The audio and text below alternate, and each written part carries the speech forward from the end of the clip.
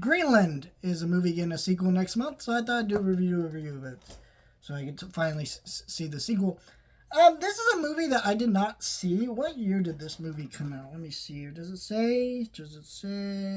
What year was this movie? 2020. That should tell you right there. Theaters were not open. Certain movies just kind of came out, and I think I would have saw more movies in 2020 if I had a job and like I do now, and I pay for my own things now. But it's like I was just like a 16, 17-year-old kid doing videos back then, so I didn't rent a lot of digital movies. I probably would have paid attention to that a lot more during 2020, but so I kind of missed this movie, and this is one of those movies that I don't know, it just looked kind of generic. Like, look at this poster. Doesn't that just look like generic disaster movie right there on the front? So I wasn't really sure what the deal was with this movie. I've heard people say it was decent, but I don't, I've heard a lot of movies people say are good, not be good. So this was a movie that, like, I heard they were going to do a sequel, and I figured I'd check it out before the sequel, but I wasn't really sure if I was going to like it, especially since I'm not really a fan of the disaster movie genre. The only disaster movie I can think of off the top of my head, I'm sure there's like maybe a couple other ones in this, but it's just Independence Day. I like that one, but that's about it. But watching down to sit down and do this video, this movie is awesome.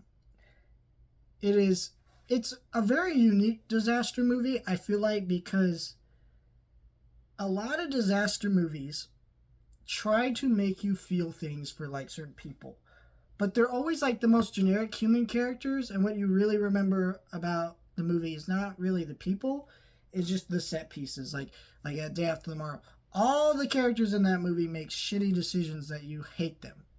To me, like, that's just what I watch. I know people like that movie, I don't, but you see that all over that movie. Like, they do shitty things all the time